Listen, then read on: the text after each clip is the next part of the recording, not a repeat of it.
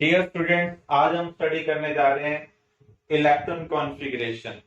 जब हम किसी भी एटम्स में इलेक्ट्रॉन्स को फिल करते हैं, जिस अरेंजमेंट के अकॉर्डिंग हम फिल करते हैं उससे हम बोलते हैं इलेक्ट्रॉन कॉन्फ़िगरेशन। जैसा आपने बोर मॉडल में स्टडी किया था, इलेक्ट्रॉन्स को हम KLMN सब शेल में फिल कर रहे हैं according to 2n square. First shell के अंदर हम कितने इलेक्ट्रॉन फिल कर सकते हैं? आप n की वैल्यू 1 पुट करें, 2 इंटू 1 स्क्वायर क्या आ रहा है? 2। ऐसे सेकंड शेल में n की वैल्यू हम 2 पुट करेंगे, 2 स्क्वायर इंटू 2 क्या आ रहा है? 8। ऐसे अगर हम फर्दर कैलकुलेशन करें तो थर्ड शेल के अंदर 18, फोर्थ शेल के अंदर 32। तो यहां पर एक शेल के अंदर हम maximum 2n square electron fill कर सकते हैं। लेकिन जो क्वांटम मैकेनिकल मॉडल है उसके अकॉर्डिंग हमने जो एनर्जी लेवल है, शेल है, उसको फर्दर डिवाइड कर दिया है सब शेल के अंदर, ऑर्बिटल्स के अंदर। इस न्यू अरेंजमेंट के अकॉर्डिंग हम इलेक्ट्रॉन्स को कैसे फिल कर सकते हैं, अब हम उसे अंडरस्टैंड करेंगे। जो शेल्स है उनको हमने फर्दर सब डिवाइड किया है सब शेल के अंदर, सब शेल को हमने फर्दर सब डिवाइड किया है ऑर्बिटल्स के अंदर। सब शेल को हम रिप्रेजेंट करते हैं SPDFG। अब देखिए किसी भी शेल के अंदर कितने सब शेल होंगे ये हम कैसे डिसाइड करेंगे। अगर n 1 है तो L की पॉसिबल वैल्यू क्या होगी? L की वैल्यू n के ऊपर डिपेंड करती है, 0 टू n-1। तो L यहाँ पर सिर्फ 0 पॉसिबल हो सकता है। L0 किसको रिप्रेजेंट करता है? S सब शेल को रिप्रेजेंट करता है। अब देखिए जो मैग्नेटिक क्वांटम नंबर है वो हमें बताता है सब शेल के अंदर इलेक्ट्रॉन का ओरिएंटेशन कहां पर है। जितने टाइप के ओरिएंटेशन होंगे उतने ही ऑर्बिटल्स प्रेजेंट होंगे। तो एस सब शेल के लिए L0 है, m की वैल्यू L के ऊपर डिपेंड करती है, -L2 प्लस L इंक्लूडिंग 0। तो यहां पर m की कितनी वैल्यू पॉसिबल है? a की वैल्यू पॉसिबल है, वो क्या है? 0 है। तो यहां पर हम ये कह सकते हैं एस सब शेल के अंदर सिर्फ एक ही ऑर्बिटल है। क्लियर?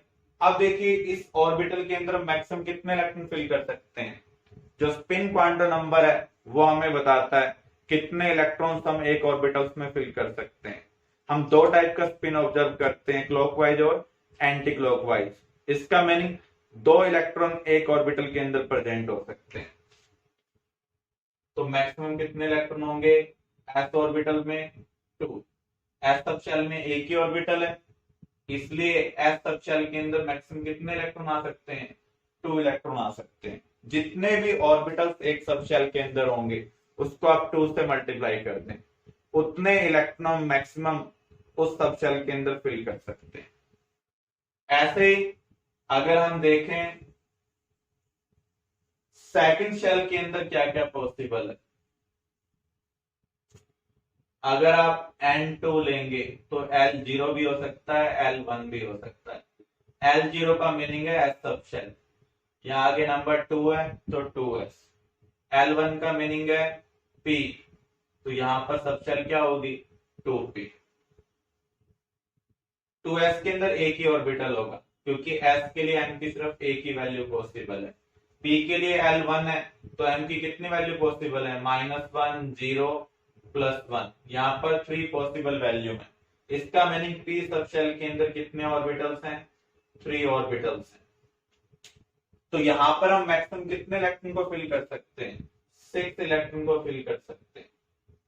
तो अगर आप ध्यान से देखें फर्स्ट शेल के अंदर सिर्फ 1s पॉसिबल है, सेकंड शेल के अंदर 2s और 2p दोनों पॉसिबल है। थर्ड शेल में अगर हम देखें N3 होगा तो L क्या होगा? 0, 1 एंड 2। तो इसके अकॉर्डिंग हम क्या कह सकते हैं? 3s भी पॉसिबल है, 3p भी पॉसिबल है और 3d भी पॉसिबल है। डी सब शेल के लिए m की कितनी वैल्यू पॉसिबल होंगी? d के लिए L2 है, तो m की यहाँ पर जो वैल्यूज पॉसिबल है वो क्या क्या है? -2, -1, 0 +1 +2। तो यहां पर 5 वैल्यूज पॉसिबल हैं, इसलिए यहां पर कितने ऑर्बिटल्स हैं? 5 ऑर्बिटल्स हैं। तो यहां पर हमने शेल को सब शेल में डिवाइड किया, सब शेल को फर्दर ऑर्बिटल्स के अंदर फिर डिवाइड किया है। ऑर्बिटल्स के अंदर मैक्सिमम 2 इलेक्ट्रॉन को फिल कर सकते हैं, क्योंकि यहां पर 2 टाइप के स्पिन पॉसिबल। अब इलेक्ट्रॉन को फिल करने के लिए हम कुछ रूल्स फॉलो करते हैं। फर्स्ट रूल है ओफ्बा या आओबाउ प्रिंसिपल, जिस तरीके से भी आप याद कर पाए। इसके अकॉर्डिंग हम इलेक्ट्रॉन्स को फिल करते हैं in order of increasing energy. सबसे पहले हम उसको फिल करेंगे जिसके लिए एनर्जी रिक्वायरमेंट सबसे कम होगी। आपको कोई चीज उठानी है, सबसे पहले आप उसको उठाना चाहेंगे जिसकी एनर्जी रिक्वायरमेंट क्या हो? सबसे कम हो। अब ये हम एनर्जी किसके हिसाब से डिसाइड करते हैं? इसके लिए हम एक रूल यूज करते हैं, N+L रूल और बोर ब्यूरी रूल। इसके अकॉर्डिंग हम एनर्जी डिसाइड करते हैं। ये रूल क्या कहता है? Higher the N+L value, higher the energy. जिसकी N+L वैल्यू ज्यादा होगी उसकी एनर्जी भी ज्यादा होगी। 1s और 2s में से हम देखते हैं किसकी N+L वैल्यू ज्यादा है। ये नंबर n को रिप्रेजेंट करता है। s के लिए l क्या होता है? 0। तो यहां पर N+L है 1। ऐसे हम यहां पर देखते हैं N2 होगा, s के लिए l क्या होगा? 0। तो यहां पर N+L वैल्यू क्या होगी? 2। तो सबसे पहले हम 1s को फिल करेंगे, उसके बाद हम किसको फिल करेंगे? 2s को फिल करेंगे। अब हर केस में N+L वैल्यू डिफरेंट नहीं होगी। अगर N+L वैल्यू सेम हो तो उस केस में आपको क्या ध्यान रखना है? Lower the N value, lower the energy. For example 3D and 4s। यहां पर अगर हम देखें, सॉरी 3p एंड 4s, तो यहां पर N3 है, p के लिए l क्या होगा? 1। यहां पर N4 है और s के लिए l क्या होगा? 0। इसका भी N+L वैल्यू 4 है और इसकी भी N+L वैल्यू क्या है? 4 है। तो जिसकी N+ वैल्यू कम होगी उसकी एनर्जी कम होती है, लेकिन यहाँ पर दोनों की इक्वल है। तो किसकी एनर्जी कम होगी? जिसकी N वैल्यू कम होगी। इसका मीनिंग हम 3p और 4s में से पहले किसको फिल करेंगे? 3p को फिल करेंगे। क्लियर?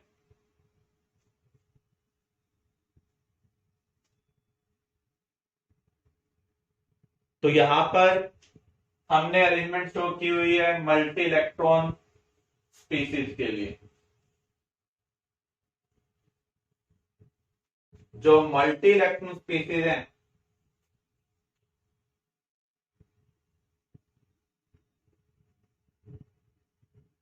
उनके लिए ये वैलिड है। 1s से ज्यादा एनर्जी किसकी है? 2s की। 2s से ज्यादा 2p की। तो पहले हम 1s में 2 इलेक्ट्रॉन फिल करेंगे, फिर 2s में 2, उसके बाद किसकी टर्न आएगी? 2p की टर्न आएगी। लेकिन अगर आपके पास सिंगल इलेक्ट्रॉन स्पीसीज आ जाए तो उस केस में आपको ध्यान रखना है एनर्जी किसके ऊपर डिपेंड करती है? n के ऊपर डिपेंड करती है। जिसकी n वैल्यू ज्यादा होगी उसकी एनर्जी भी क्या होगी? ज्यादा। इसका मीनिंग हाइड्रोजन और हाइड्रोजन लाइक स्पीसीज के लिए 1s से ज्यादा एनर्जी है 2s की। 2s और 2p की एनर्जी सेम होगी। 2p में 3 ऑर्बिटल्स हैं, 2px, 2py, 2pz। इन सबकी एनर्जी सेम होगी। इससे ज्यादा एनर्जी किसकी होगी? 3s की। 3s और 3p की एनर्जी सेम होगी, ऐसे ही 3d वाले की भी एनर्जी क्या है, सेम। लेकिन ये तभी वैलिड है जब सिंगल इलेक्ट्रॉन स्पीसीज है। मल्टी इलेक्ट्रॉन स्पीसीज में आपको n+l रूल के बेस पर एनर्जी को डिसाइड करना। तो यहां पर अगर हम देखें कोई भी किराएदार है, वो सबसे पहले बिल्डिंग का कौन सा फ्लोर लेना चाहेगा, ग्राउंड फ्लोर। अगर वो ऑक्युपाइड होगा तो उससे हायर फ्लोर को लेगा, अगर वो भी ऑक्युपाइड है तो उससे भी हायर फ्लोर को लेगा, क्योंकि जब भी हम ऊपर की ओर जाते हैं तो हमें एक्स्ट्रा एनर्जी स्पेंड करनी पड़ती है। तो इसलिए सबसे पहले इलेक्ट्रॉन भी उसी ऑर्बिटल में फिल किए जाते हैं जिसकी एनर्जी रिक्वायरमेंट क्या हो, सबसे कम हो। अगर वो फिल हो चुका है ऑर्बिटल तो उससे हायर ऑर्बिटल को हम फिल करेंगे। पॉली एक्सक्लूजन प्रिंसिपल, इसके अकॉर्डिंग एक ऑर्बिटल में मैक्सिमम 2 इलेक्ट्रॉन आ सकते हैं और उनका स्पिन क्या होना चाहिए, अपोजिट होना चाहिए। या फिर हम ये कह सकते हैं in an atom no two electrons can have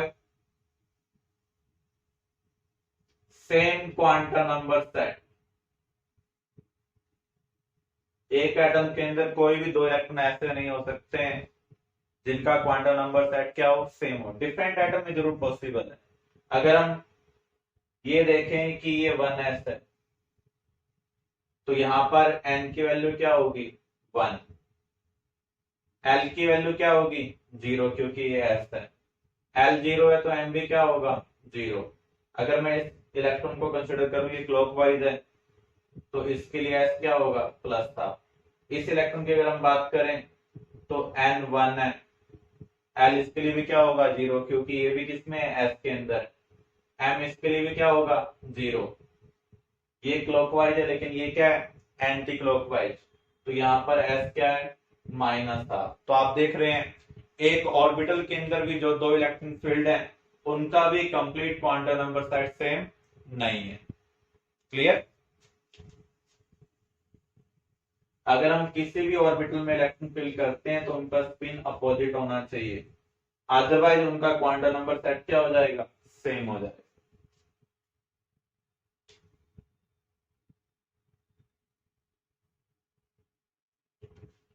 hertz rule, किसी भी सब शेल के अंदर, सब लेवल के अंदर एक से ज्यादा ऑर्बिटल प्रेजेंट हो, जैसे 2p के अंदर 3 है, 2px, 2py, 2pz, ऐसे ही जो 3d है उसमें 5 है, 4f में 7 है, इनकी एनर्जी सेम है।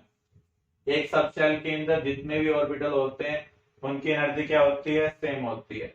ऐसे ऑर्बिटल्स को हम क्या बोलते हैं, डीजनरेट ऑर्बिटल्स। एक सब शेल के जितने भी ऑर्बिटल्स होंगे उनकी एनर्जी सेम होती है, ऐसे ऑर्बिटल्स को हम क्या बोलते हैं, डीजनरेट ऑर्बिटल्स। डीजनरेट ऑर्बिटल्स में हम इलेक्ट्रॉन को पहले 1-1 फिल करेंगे, उसके बाद हम पेयरिंग करेंगे। आप ये कह सकते हैं 10 सीट खाली हैं तो पहले हम 1-1 बैठेंगे बेंच के ऊपर, फिर अगर एक्स्ट्रा स्टूडेंट होंगे तो एक्स्ट्रा स्टूडेंट आपके साथ बेंच पर आकर बैठ सकता है, क्योंकि जब हम पेयरिंग करते हैं तो इलेक्ट्रॉन और इलेक्ट्रॉन क्या करेंगे, रिपेल करेंगे। इस रिपल्शन को मिनिमाइज करने के लिए पहले 1-1 फिल होते हैं, उसके बाद जगह नहीं बचेगी तो फिर हमें उसे क्या करना है, पेयर करना है। अपोजिट स्पिन के साथ जो हम पेयर करने की बात करते हैं वो किसके अकॉर्डिंग है, पॉली के अकॉर्डिंग है। लेकिन जो हम 1-1 फिल करने की बात करते हैं वो किसके अकॉर्डिंग है, हर्ट्ज रूल के अकॉर्डिंग है। Is it clear.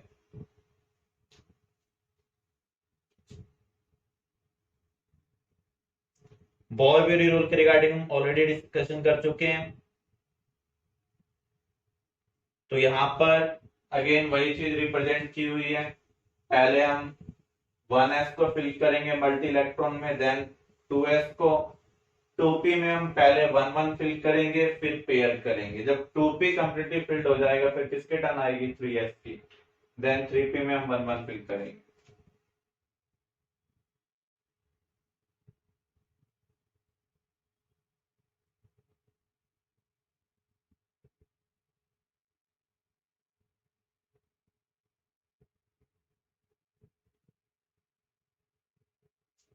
देखिए यहां पर हम फिलिंग के ऑर्डर को रिप्रेजेंट करते हैं। सबसे पहले 1s को फिल किया जाएगा। हमने क्या किया, 1s से 7s तक एक कॉलम में लिख लिए। 1p तो एग्जिस्ट नहीं करता है, 2p से 6p तक लिख दिया है, then 3d to 6d, 4f 5f। अभी जितने भी एलिमेंट डिस्कवर हुए हैं यहीं तक हम यूज कर रहे हैं, उससे आगे हम यूज नहीं कर रहे हैं। यहाँ पर 7p भी आ सकता है। तो n प्लस एल वैल्यू के बेस पर देखें तो 1s की एनर्जी सबसे कम।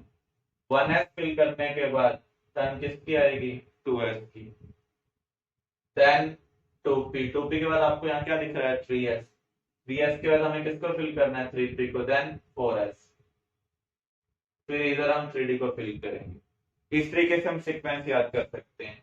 एक सीक्वेंस बनाने का तरीका और भी है, हम पिरामिड का यूज करें।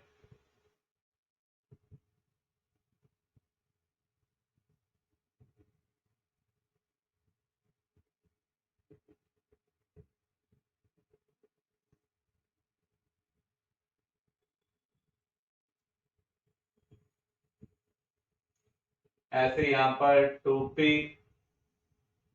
3p 4p 5p 6p 7p।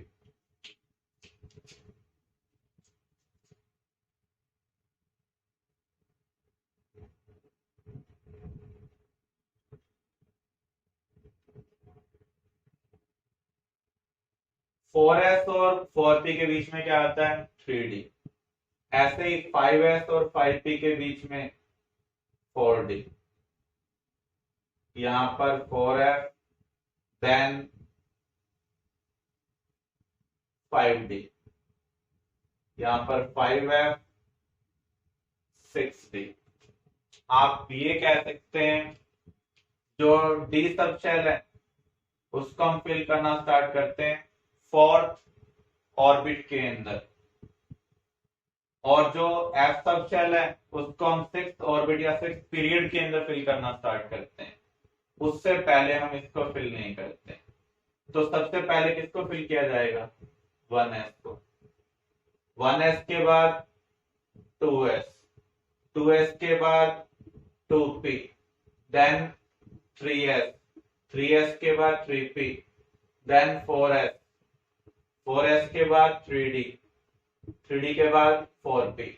ये जो पिरामिड है ये किसके बेस पर बना हुआ है, ये भी हमने n प्लस एल रूल के बेस पर बनाया हुआ, और ये किसके लिए वैलिड है मल्टी इलेक्ट्रॉन स्पीशीज के लिए वैलिड है। तो ये हमारी फिल करने की सीक्वेंस होगी।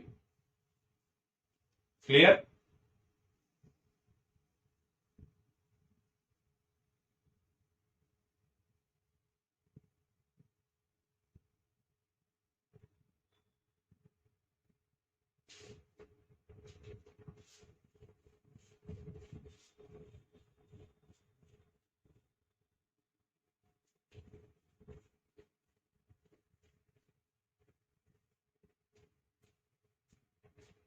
जब इलेक्ट्रॉन अपने एक्सिस के अराउंड स्पिन करता है तो वो मैग्नेटिक फील्ड प्रोड्यूस करता है। इसके रिगार्डिंग हम पहले डिस्कशन कर चुके हैं। एक ऑर्बिटल में जब भी हम इलेक्ट्रॉन को पेयर करते हैं तो उनका स्पिन क्या होना चाहिए अपोजिट होना चाहिए, ताकि उनका जो मैग्नेटिक फोर्स है उसका रिजल्टेंट क्या हो जाए जीरो हो जाए, एटम को स्टेबिलिटी मिले।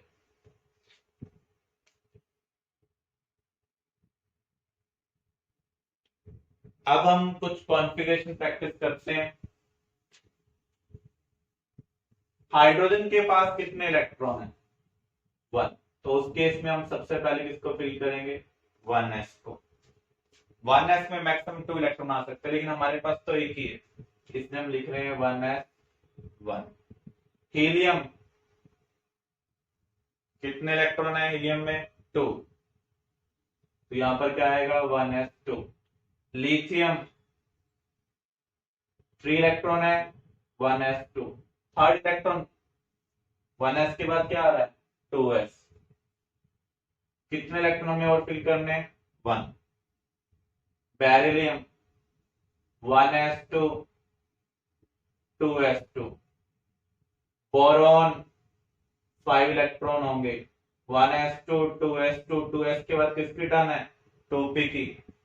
हमारे पास 5 इलेक्ट्रॉन है, फोर्थ हम ऑलरेडी फिल कर चुके हैं, तो फिफ्थ इलेक्ट्रॉन कहां पर आएगा? 2p में।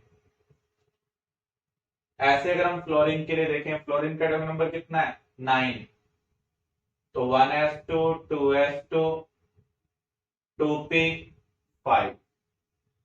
जो ये कॉन्फ़िगरेशन है इसको हम इस तरीके से भी लिख सकते हैं।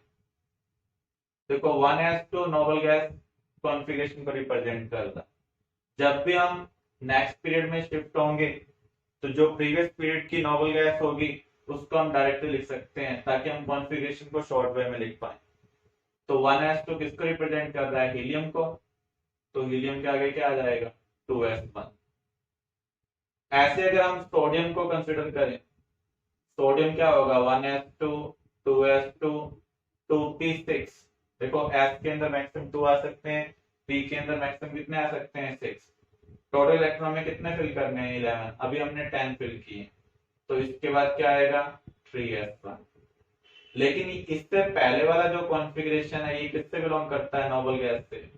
Neon atomic number 10, 1s2 2s2 2p6। तो मैं डायरेक्टली इसको शॉर्ट फॉर्म में ऐसे भी लिख सकता हूं, नियोन 3s1। तो हमें इतना बिग कॉन्फ़िगरेशन लिखने की रिक्वायरमेंट नहीं होगी। Is it clear? अगर आपको किसी भी केटायन का कॉन्फ़िगरेशन लिखना हो तो उस केस में आपको ध्यान रखना है इलेक्ट्रॉन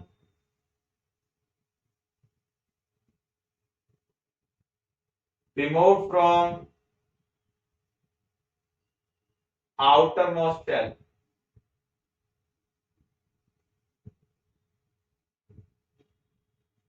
सोडियम के केस में हमें एक इलेक्ट्रॉन निकालना है। आउटमोस्ट शेल कौन सी होगी? जिसकी एन वैल्यू मैक्सिमम होगी। यहाँ एन वैल्यू 1 है, यहाँ पर 2 है, यहाँ पर 2, और यहाँ पर एन वैल्यू क्या है? 3। तो हम आउटमोस्ट शेल से इलेक्ट्रॉन का रिमूवल करेंगे। तो यहाँ पर हमें एक इलेक्ट्रॉन का रिमूवल करना है, तो हम 3s से रिमूवल करेंगे। तो अब इसका कॉन्फ़िगरेशन क्या होगा? 1s2 2s2 2p6। अब आपको कुछ कॉन्फ़िगरेशन राइट करने, Fe का atomic number 26, potassium atomic number 19, Fe+2, इनका आपको कॉन्फ़िगरेशन लिखना है।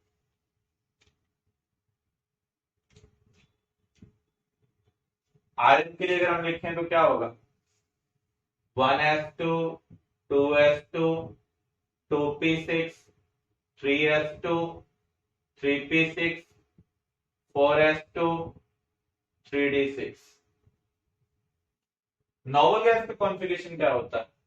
या तो 2 होगा या 10 होगा, मीन्स 2,8 18 2,8,8 36। तो ये हीलियम को रिप्रेजेंट कर रहा है, ये नियोन को, ये आर्गन को, ये क्रिप्टॉन को। तो यहाँ पर इसको हम शॉर्ट वे में भी लिख सकते हैं। देखिए यहाँ पर 2 2 4 + 6 10 + 2 12 + 6 6 18। तो यहाँ पर हम डायरेक्टली इसकी जगह क्या लिख सकते हैं? आर्गन 18। 4s2 3d6। तो आयरन के कॉन्फ़िगरेशन को हम इस तरीके से भी लिख सकते हैं। ऐसे हम पोटेशियम के कॉन्फ़िगरेशन को लिख सकते हैं, जैसे आप कंफर्टेबल फील करें। 1s2 2s2 2p6 3s2 3p6 4s1। यहां तक 19 इलेक्ट्रॉन हो चुके हैं। अगर हम इसे शॉर्ट वे में लिखना चाहें तो क्या होगा? आर्गन 18, उसके बाद क्या आएगा? 4s1। देखो आर्गन कहां पर कंप्लीट हो रहा है? थर्ड शेल में। थर्ड शेल के बाद हमें फोर्थ शेल को स्टार्ट करना है। अब पिरामिड में देखें, फोर्थ शेल में पहले क्या आ रहा है? 4s। तो जो आपको नेक्स्ट इलेक्ट्रॉन फिल करना है वो हम कहां फिल करेंगे? 4s में। इसलिए मैंने लिखा है आर्गन 18 4s1। Fe+2 का कॉन्फ़िगरेशन क्या होगा?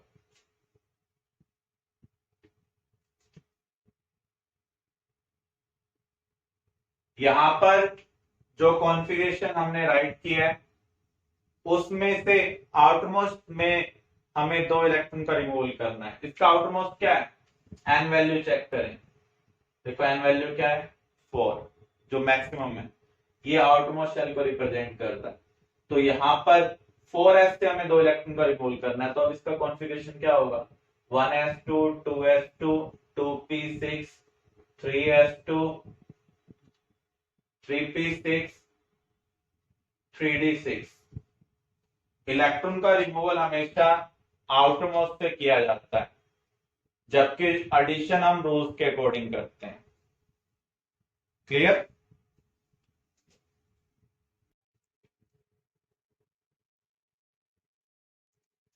तो यहां पर हमने केवल में ग्राउंड स्टेट कॉन्फ़िगरेशन को रिप्रेजेंट किया हुआ है अप टू आर्गन। तो ये आपको प्रैक्टिस करना है। लेकिन कुछ कॉन्फ़िगरेशन में गड़बड़ भी है। आपको अभी के लिए 2 केस याद रखने हैं, एक तो कॉपर का और एक क्रोमियम का। कॉपर का टर्म नंबर है 29, क्रोमियम का 24। अगर आप रूल्स के अकॉर्डिंग लिखते हैं तो क्या आएगा? 1s2 2s2 2p6 3s2 3p6 4s2 3d4। लेकिन एक्चुअल में कॉन्फ़िगरेशन ये नहीं है, यहां पर कुछ डिफरेंस है। इसकी जगह क्या है? 4s1 3d5। रूल्स के अकॉर्डिंग 4s कंप्लीटली फिल्ड होना चाहिए, तभी हम 3d को फिल कर सकते हैं। इसका मीनिंग यहाँ पर जो आउवा रूल है, उपवा रूल है, उसको हम प्रॉपरली फॉलो नहीं कर रहे हैं, इसलिए हम इसको क्या बोल रहे हैं? Exception case. ऐसे कॉपर में अगर हम देखें, atomic number 29 1s2 2s2 2p6 3s2 3p6 4s2 3d9। तो यहां पर रूल के अकॉर्डिंग तो ये कॉन्फ़िगरेशन है, लेकिन एक्चुअल कॉन्फ़िगरेशन में यहां पर कुछ डिफरेंस है। 4s1 3d10। तो ये वाला कॉन्फ़िगरेशन जो है वो गलत है। तो यहां पर भी इसे हम क्या कहेंगे? एक्सेप्शन कहेंगे। अब ये एक्सेप्शन किसकी वजह से आ रही है? एक्चुअल में 4s से एक इलेक्ट्रॉन जब 3d में शिफ्ट हो रहा है तो इसको हाफ फील्ड स्टेबल कॉन्फ़िगरेशन मिल रहा है।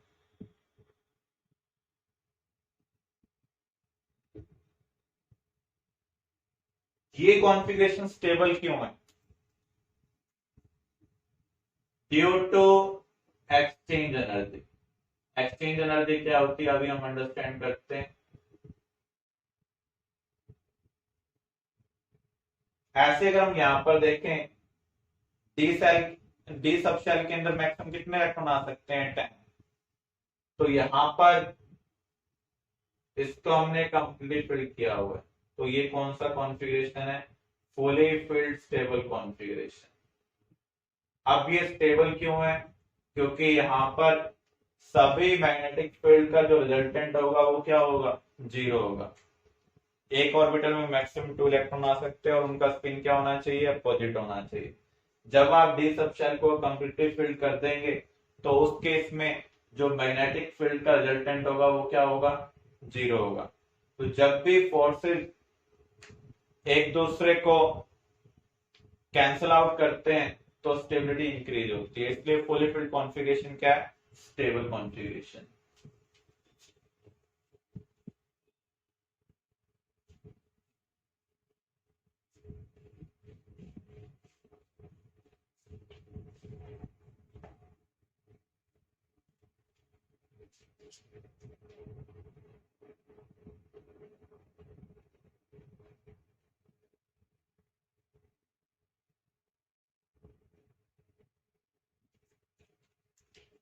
अब यहाँ पर क्रोमियम में एक्सचेंज एनर्जी को हमें अंडरस्टैंड करना था।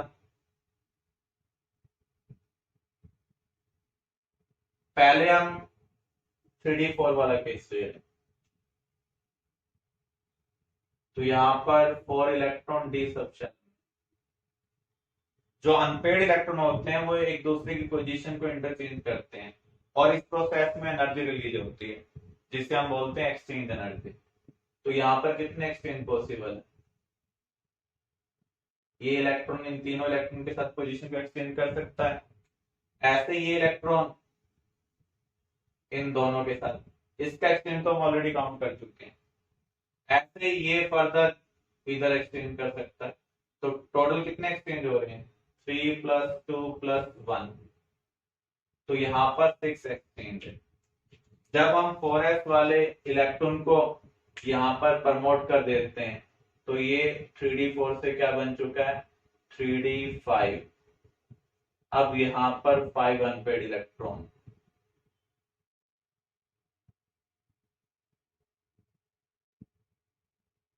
तो यहाँ पर एक्सचेंज कितने हो गए? 4। फिर ये एक्सचेंज करेगा 3, नेक्स्ट एक्सचेंज कर रहा है तो कितने एक्सचेंज करेगा? 2। ये एक्सचेंज 1, क्योंकि बाकी एक्सचेंज हम ऑलरेडी काउंट कर, तो यहाँ पर 10 एक्सचेंज हो रहे। इसका मीनिंग यहाँ पर और ज्यादा एनर्जी रिलीज। तो यहाँ पर अगर हम 4s वाले इलेक्ट्रॉन को 3d में शिफ्ट करते हैं तो एनर्जी की रिक्वायरमेंट होती है, लेकिन जो नेट एनर्जी है वो ज्यादा रिलीज हो रही है।